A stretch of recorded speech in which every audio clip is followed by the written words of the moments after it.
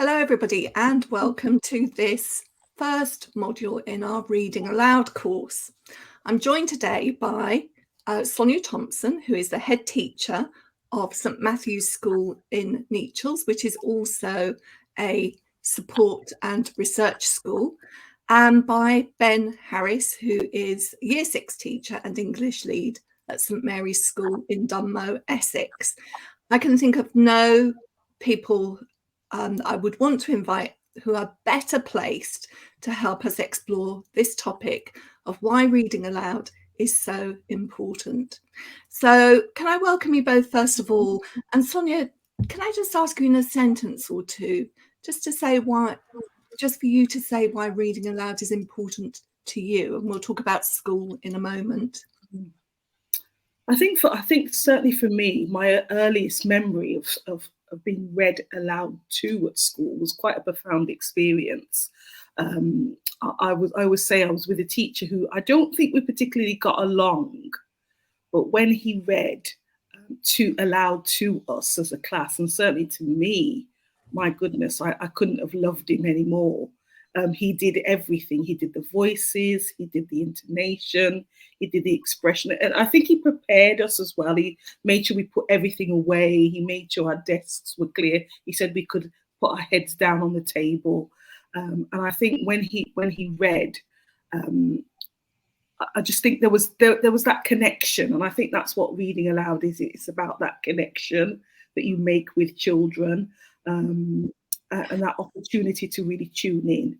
That's really interesting because you overcame a barrier with a teacher that you say wasn't, the best relationship that you've ever had between teacher and pupil, but this special moment helped you. It is very community building, isn't it? Ben, would you agree with that as well?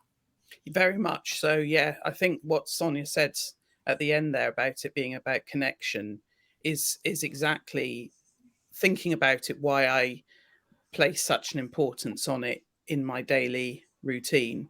Is I couldn't actually think of not doing the read aloud every day, at least once, as many times as possible, in my view, because it's that connection between me and the children, and our relationships develop as a result of looking at these stories and texts that we share.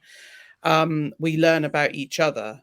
And I really do believe that long term, that sort of community listening to each other is going to set the children up not only to be, great readers in the future, but as great human beings. And I do see that as something which is very ancient, I think, to humans as well. Storytelling around the campfire and things like that. It's something that bonds us all together. And it's just wonderful to have that in the classroom. It's interesting that you should say that, because I've always thought of whether it's telling a story or reading aloud to a group of human beings, I've always thought of it as a gift of love. And I know that makes me sound incredibly romantic and maybe even a bit airy-fairy, but you are giving something of yourself when you read aloud or you tell a story.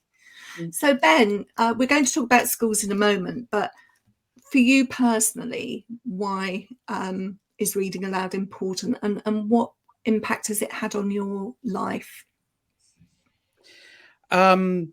Well, I was read to from a very early age. In fact, I think it is one of my first memories was looking up, I think, at mum or dad reading to me and the sound in my ears. And I think that that's sort, again, coming back to what you were saying, Nikki, about this bond and this love between the reader and the audience is something that those who are lucky enough to have had it when they were very young, with their families or loved ones in their family, I think it's something that you don't forget. And from my experience of talking to people who love read aloud and love doing it, it has been something that has been the same thing for everyone. They've had that experience in a positive way in their own lives. And I remember when I started teaching, in my early 20s that one of the first things I wanted to do when I was doing a work experience with my mum's reception classes, I said to her, can I tell them a story? Can I learn a story and then just tell it without the book? And I think back now, and I thought I've never done that since, actually, but thinking about it now, it's obviously been something that I've wanted to do. I don't know why I wanted to do it then, but it's this sort of theatre, maybe this and this sort of entertainment as well, that is important to the read aloud experience. It doesn't have to be theatrical, or you don't have to be an actor. Of course you don't, but that's something that I've enjoyed. And then what it does for me, I think, in the classroom now, why I do it, is that I would say quite openly that if I could teach reading in any way, it would be through Read Aloud. That is the central part of what I feel is the reading curriculum in school. Because sorry, I didn't want to cut across you. After you. Because I think by talking about books and talking about text, that's where the comprehension really comes in. But you're getting other stuff as well. You're getting the fluency, you're getting the prosody of the text, and the sound of text. It's so important. It's absolutely germane, at the centre of what reading means to me, I think. Well, you took the wind right out of my sails then, because I was going to say, let's cut to the chase, because reading aloud is teaching reading, isn't it? And you've already stated that quite strongly for us, Ben. Would you agree, Sonia, because as well as being a head teacher, you obviously have a background in being a literacy advisor, a literacy consultant as well. Some people see reading aloud as solely entertainment. I agree, it can be and is entertainment. But is it teaching children to read? I think it's a critical part of teaching children to read. And I think we have positioned it, I think, far too much as entertainment. And I think we haven't necessarily focused, particularly our new teachers, on its centrality within your reading curriculum for your children. I think the opportunity to hear an adult or another child read with clarity, with prosody, with intonation, thinking about the vocabulary, all of those elements bring the words on the page alive, and they present to the children an opportunity to hear it, but also to build that understanding. And I think as you hear text read aloud, often when you're engrossed in the page yourself, it's amazing how when someone reads it aloud, there's a different level of understanding. There's a different opportunity to hear things in a different way that sometimes children will not get when they're reading it alone. And I just think it adds to that. Often the excitement or the terror or the sadness of a text, when someone can really bring that across in their voice and in the way that they deliver that to children. I think it's central, as you said, to that comprehension of any text. There's a couple of things there that you've said that I just want to pick up on. One is that the act of reading aloud is an act of interpretation, and in a way that's what you're describing for us there. You are interpreting that for the reader so that they will be able to do that for themselves in the future. And the other thing that I think you've talked about that is really important, we used to call our Read Aloud course that we run an ear for reading, because people often think it's about the look of words on the page. But actually, you have to tune the ear in. When we read aloud to ourselves in our heads, we usually hear a voice as we read. But if you've never been read to, how can you have that internal voice? It comes from knowing the tune of the text, having books read aloud to you. So in that way as well, I would say it's absolutely crucial to the teaching of reading that it's also this development of the ear, not just look at the words on the page. So we've talked about community, we've talked about comprehension, we've talked about fluency. Maybe for some of our listeners, it might be worth saying a little bit more about that. You've talked about prosody and fluency. I don't know, Sonia, do you want to say a little bit more about why that is important? Because until relatively recently, I guess it was a bit of a Cinderella in terms of teaching reading, but I think now people are becoming more aware. But what do you want to say about it so that anybody that hasn't yet heard much about it understands what we're talking about? I think, like many things with teaching, they go through periods of being not the flavour, not spoken about, but are happening in classrooms.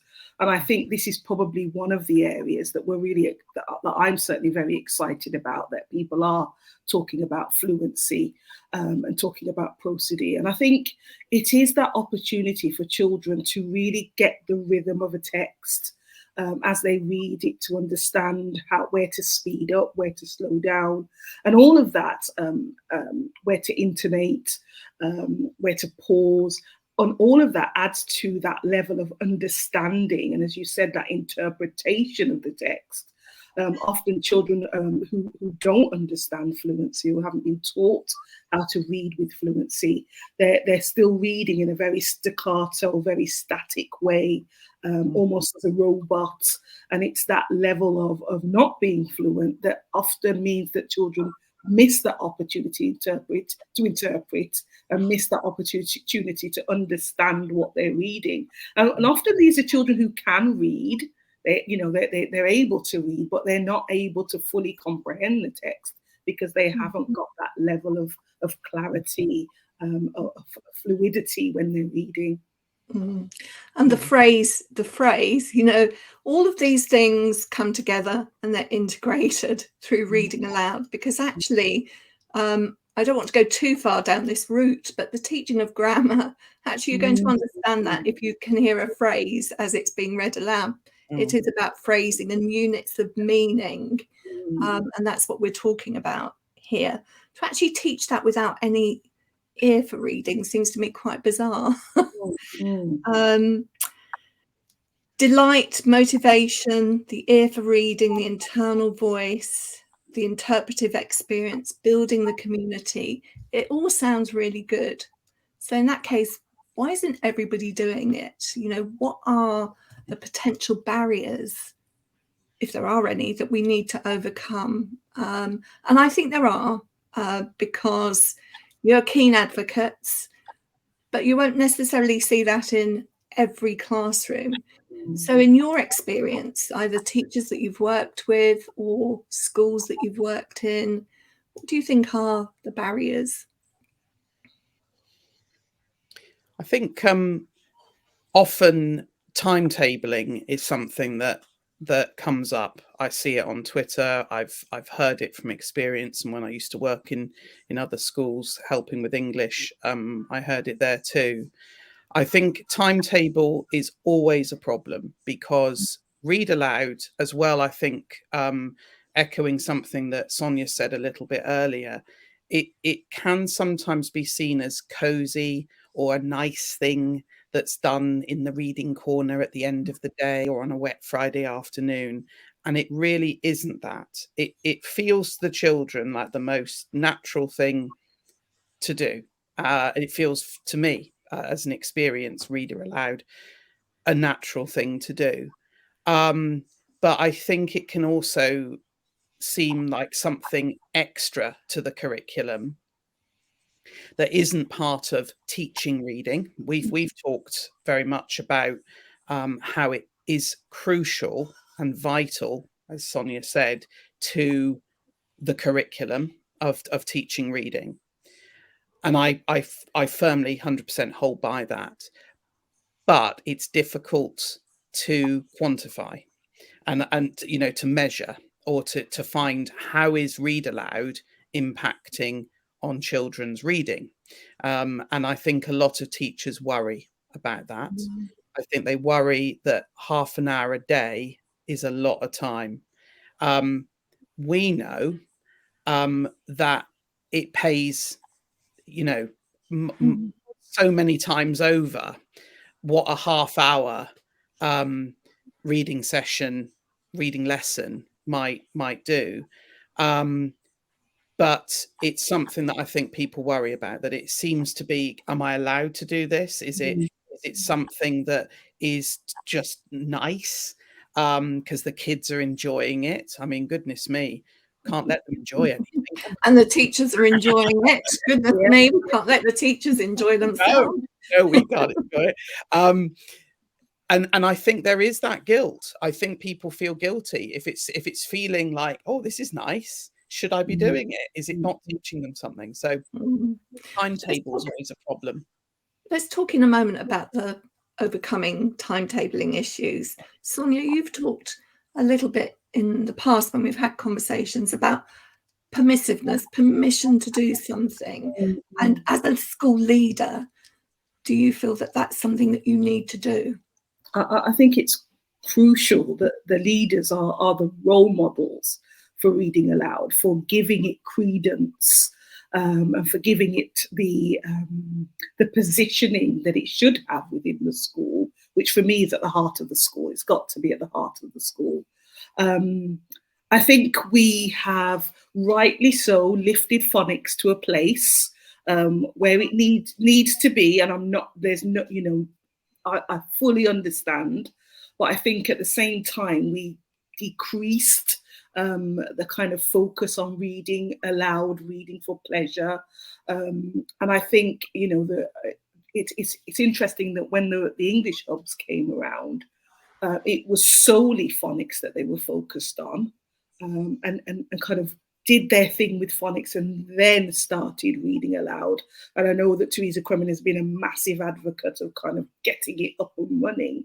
And I just think that, the positioning of it nationally, of reading aloud, reading for pleasure, the kind of integral part of it as part of any good curriculum. And I'm not talking about the English curriculum, I'm talking about curriculum as in everything we do within our schools.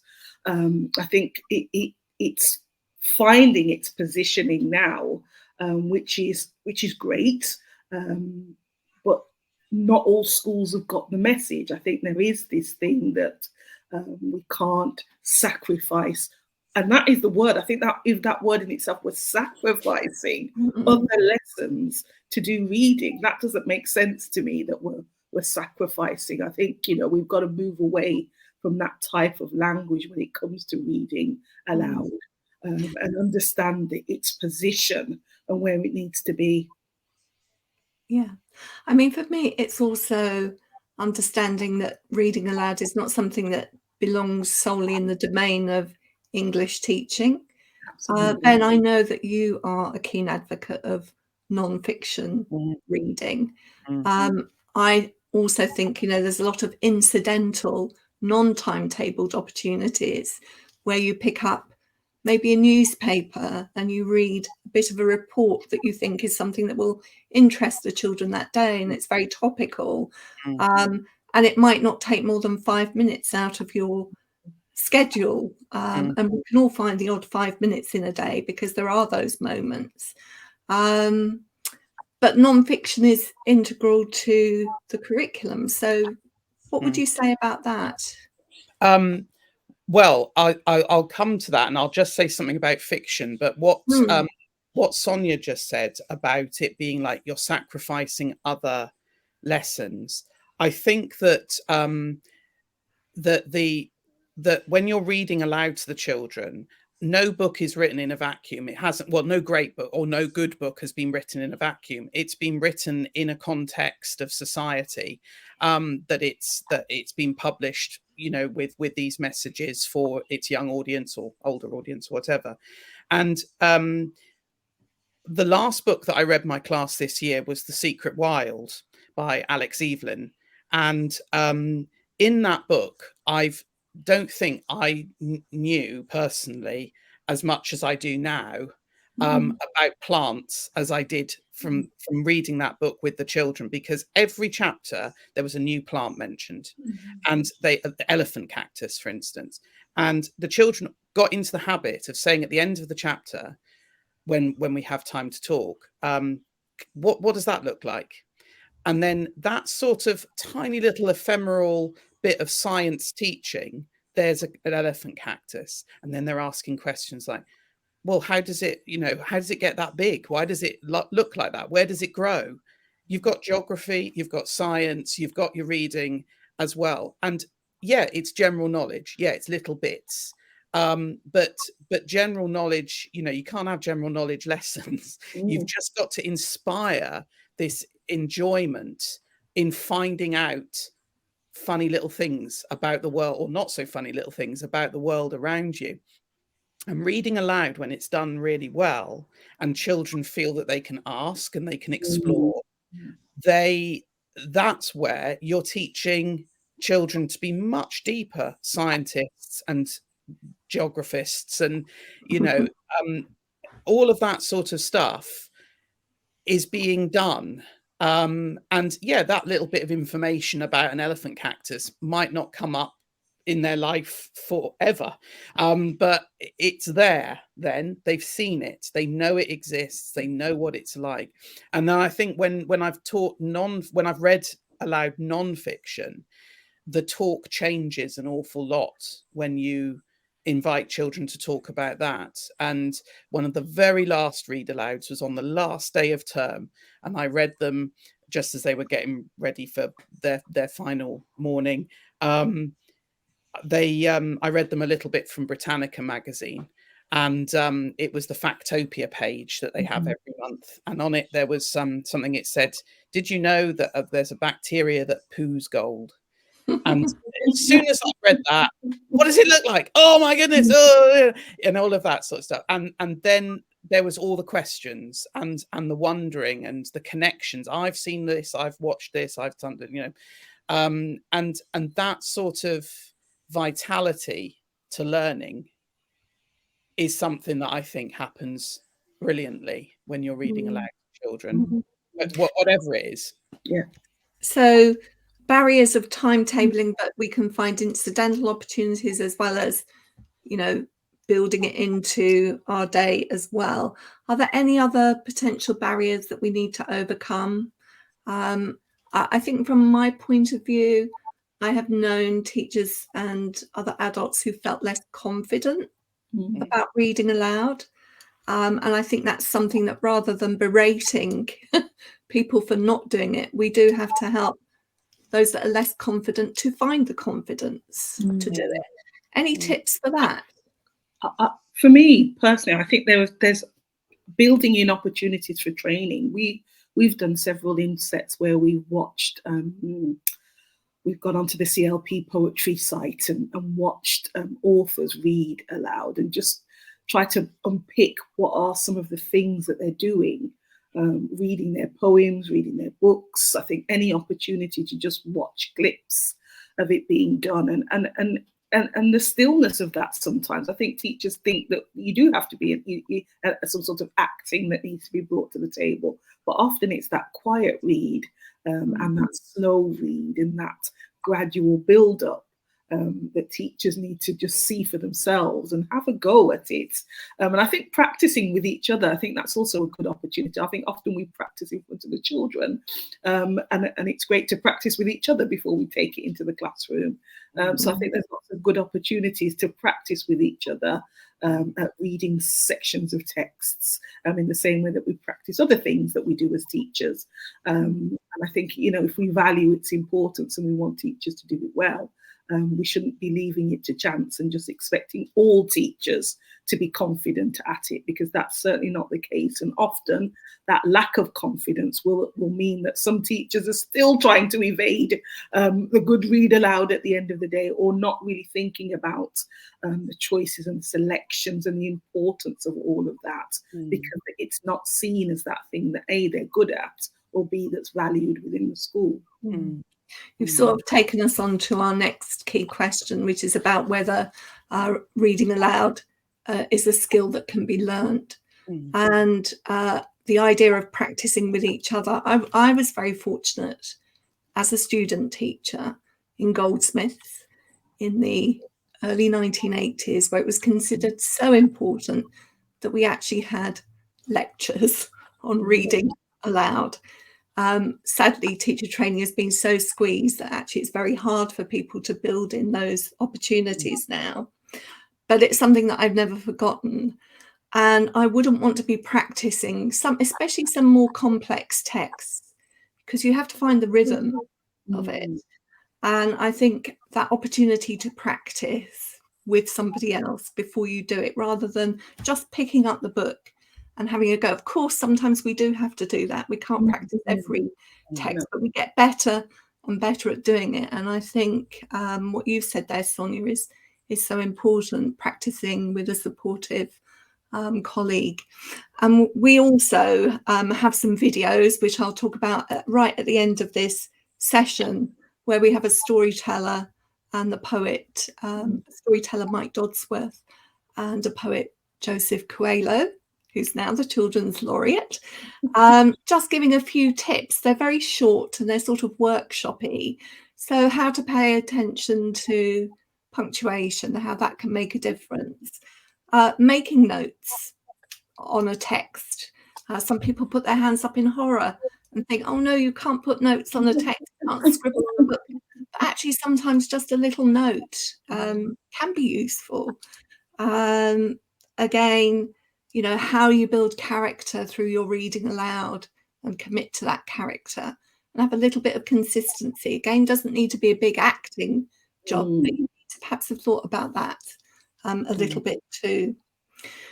Any other skills to be learnt, Ben, for being a good, because I know you're just such a brilliant practitioner of this. Any other skills that can be learnt, do you think?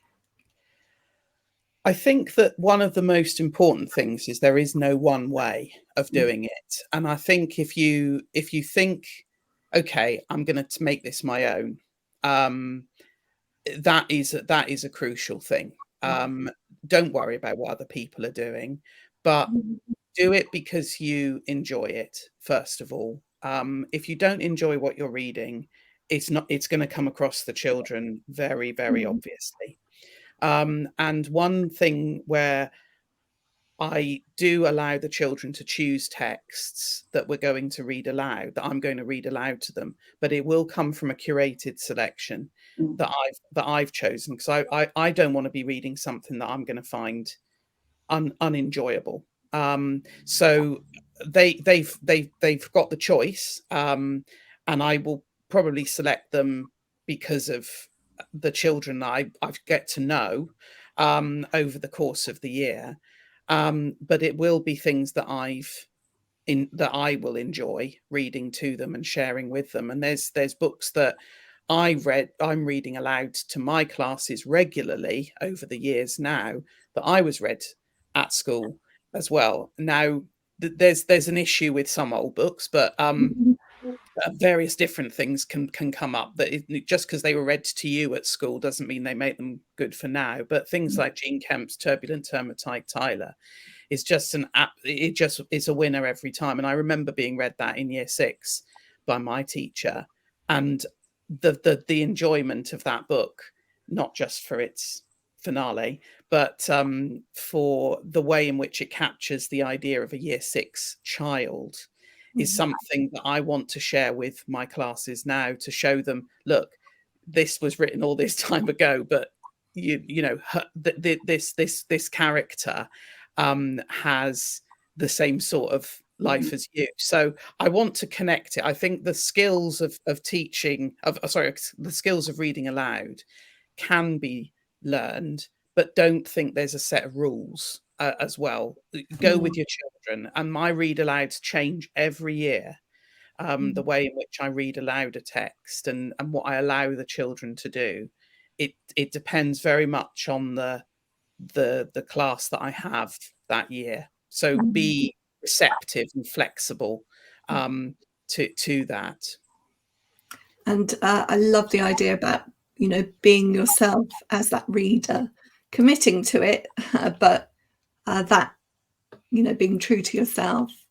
Of course, you've done a brilliant thing again, Ben, and taken us already on to our next question, because you've been saying, you know, what makes a good read aloud. Some books, some texts do read aloud well, and others don't. So, are there any kind of words of advice about selecting material other than what you've just said? Sonia, anything that you would like to say about that? I think for me, certainly dependent on the age of the children, what you also want is that read aloud to be something that then the children can find accessible in some way. So not all read alouds need to be so challenging that the children won't be able to pick them up afterwards and model that, what you've just done to their classmates. I think that's the beauty of a good read aloud, in particularly reception, year 1, year 2, where you can put them in the familiar reading box.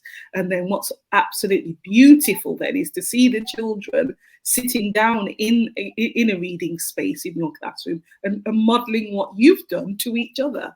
And that's really the beauty of a good read aloud that's accessible, is that children have that space and time to model that with each other. So I've seen that quite often going into classrooms, and I've seen teachers telling me, that was our reading yesterday, and look at that child reading it to those other 2 children. And it's lovely when you see the children enacting some of the things that the teacher's done, using their voice in a certain way, but also bringing their own character to that read aloud as well. So I think it's very much dependent on age as well as stage in terms of good read alouds for children. Just while you're talking about the early years, key stage 1, one of the things that myself and colleagues often look for when we used to have a reading roadshow that we took around to different schools was a book that was what we would call performative, had an element of pantomime in it. So I'm not saying that all books need to have this, but they work particularly well. Obviously, things like Don't Let the Pigeon Drive the Bus. You know, it's almost like the book is there, but you are performing that. That is a performance. Won't suit everybody, but I love that kind of book to read aloud. Ben, do you want anything that we haven't talked about that you would like to say about this? I'd like to just quickly say something about what Sonia said about the children reenacting the read aloud as well. Working as I have with year 6 for quite a number of years now, and with older children generally, year 5 and 6 over my career, what I've seen that is the sort of equivalent of that is when you've read a novel to them, I've put the novel in the book corner, and then children have gone and taken that out and have started reading it again, and it's almost like they've been given the key to that book, and now they want to go back over it and make it their own. Just like, you know, we make it our own as the reader aloud. They're then thinking, I want to do that. And I've seen that many times through the course of different years, with particular children and particular classes, how that's worked. I'd also say the thing that makes a really good read aloud nowadays, and I'm echoing what my slight proviso before about books that were read to us at school, is that I think what we must ensure is a really good diverse read aloud, so that children are seeing themselves in the stories that are being read to them, and also to the I think it's our kid. It's a diverse read that is going to speak to different children about other people's lives. And the one that I think this year, which was really good for the children, was Kelly Yang's New From Here, because it was all about the COVID pandemic, and the family moving from China to America. And the children all had this connection with the story. They could see this is what happened to them when they were they could see things that were happening to the family which happened to them, but they were also seeing the elements of racism that the family experienced, and it gave them an opportunity to talk about what was happening there and how the children were facing the racism. I do think there's another element to this as well. Sonia's talked about the sort of leaving the book. You've talked about leaving the book. The children can access it for themselves. But I think there's also something else that we can do, and that is to read things that children can't read for themselves. But because we've got this interpretive, expressive reading, we give them access to those books. Margaret Meek talked about children seeing their future reading selves when we read aloud to them. I recall my dad was the one who read aloud to us. And I think when I was about 9, 10, certainly in junior school, he read The Lord of the Rings to us from cover to cover every night. Now, there is no way actually that at that age, at 8 or 9, that I was going to read that book for myself. But I certainly did when I was a little bit older. So I do think that it serves that purpose as well. It shows us what we might be as readers as well as what we are. I think for me, Nikki, I think that reminds me of when certainly I grew up in quite a strong Christian home. And when the Bible was read aloud to us, I mean, it wasn't accessible, but often the beauty of the words, when my dad used to read Psalms, and we used to hear the kind of lyrical wording and phrasing, and you just wanted to know more and understand more. You didn't get it, but it was that opportunity to just hear words being almost the poetry of the words that you don't understand, but you build your own pictures, don't you, when you don't quite understand what's being read. You build your own stories as those words are being read. And as you said, you're hoping that there's going to come a time when you can read it and understand it yourself. So yeah, I think you've made a really, really profound point there about that opportunity. I'm smiling, Sonia, because just as he was recalling that from childhood, on the record player, I still have the first lines of Canterbury Tales in Middle English, and I can recall them, but I didn't know what they meant at all. But they were playing on the record player, so they come back to grab you later. Yeah. Well, we've covered an awful lot here. Are there any other key messages that you think that we've missed?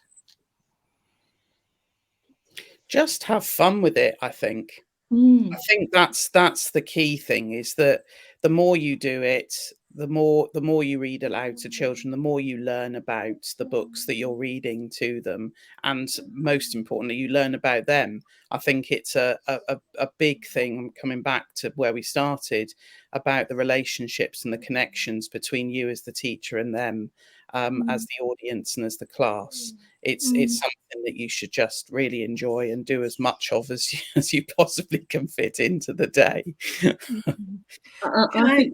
I think for me as a head teacher, just appealing to other head teachers and other leaders to just understand the power of reading aloud, to really dig underneath where its place needs to be within your school.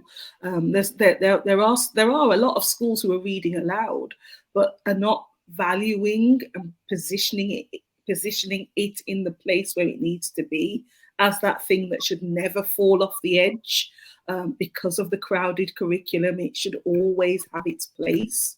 And I think, as leaders, we've got to understand that as we're doing our evidence-informed reading. We've got to understand what the evidence is saying about the power of good reading aloud. The evidence is there. If we are advocates for evidence-informed practice within teaching, then we've got to be open to all of the evidence. And where the evidence is positioning us around reading aloud, there are some extremely strong messages that not all heads are listening to or hearing at the moment. Is there anywhere in particular that you would like to direct them to read those messages for themselves? I think what's great about the Reading for Pleasure website, the OU website, is that there are all the kind of research bases are there. I know that, Ben, you were involved in some lovely posters for parents about reading aloud. So there's lots of resources on there that will support. And I'm sure, Nikki, as you open out your website a little bit more, there'll be more and more things for head teachers to tune into and senior leaders to tune into. So yeah, some important things to have a look at. Fabulous. So Ben and Sonia, thank you so much for joining me for this exploration of why reading aloud is so important. If anybody wants to take this a little bit further and perhaps practice their reading aloud skills or learning a little bit more about it, do tune in to the other videos that are part of this free course for teachers. Don't feel that you have to watch them all at once. Just dip in as and when you feel like it. I hope that, like Ben, Sonia and myself, that you get lots of pleasure from this activity, and we look forward to seeing you again soon. So thank you. Bye, everybody. Bye.